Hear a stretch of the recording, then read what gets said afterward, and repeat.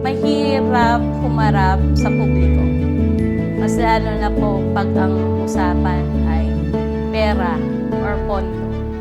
Na kahit mahirap, kailangan tuloy-tuloy lang tayong magserbisyo. Tuloy-tuloy lang tayong gampanan yung trabaho, tuloy-tuloy tayong papasok araw-araw. My name is Katrina Marie J. Aguilar. I'm holding a plantilla position at PhilHealth Protest and Appeals Review Department po.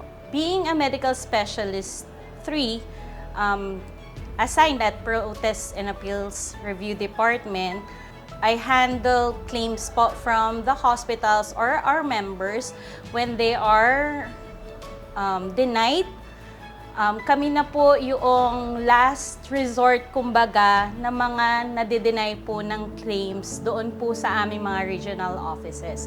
Binibigyan po namin ng tsansa na makagamit po ng benepisyo yung miyembro na hindi po nabigyan ng benepisyo sa ibaba. I started April 2012.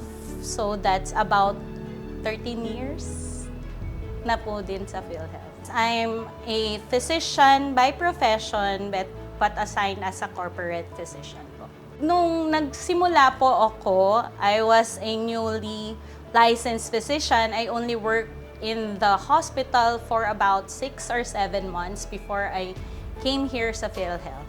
So, kala ko po dati, mag-iipon lang po tayo, pero napamahal na po sa atin yung ating trabaho, kaya po nagtagal kay PhilHealth. Sa profession po ng pagiging doktor, nung umpisa po, lagi po akong parang dinidiscourage. Bakit ka nasa PhilHealth?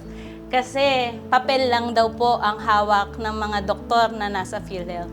Pero dito ko po na-prove na hindi lang pala kailangan na harapan kayo ng pasyente para mabigyan mo siya ng serbisyo. Pwede rin naman po pala na nasa likod lang po kami ng mga table namin. Sa tingin ko po, ang unang nag-ano sa akin ng bata ko, parang, uy, si Lolo, doktor, si Tita, doktor, ganyan. Siguro magdodoktor ako. Sabi nila madaming pera sa pagiging doktor, pero hindi po pala totoo. So, yun po. Tapos eventually po, nung tumanda-tanda tayo, hindi pala ganon lang ang pagiging doktor. Hindi lang pala para kumita ng malaki, kundi para pala magbigay ng serbisyo sa pasyente, mag-heal, kumbaga.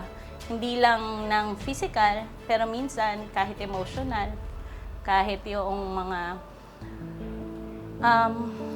hinanaing na hindi nakikita. Minsan, doon din pala tayo dadalhin. Dumating po sa punto na ako po ay napabilang na trial po kami at mga kasamahan ko sa publiko. Mahirap kasi hindi mo alam kung paano mo i-explain sa kanila yung naging sitwasyon nung time na yon. Pero eventually naman po, lumabas naman po yung totoo na tayo naman po ay talaga nagsiservisyo ng tapat. Niisip ko naman po magtagal.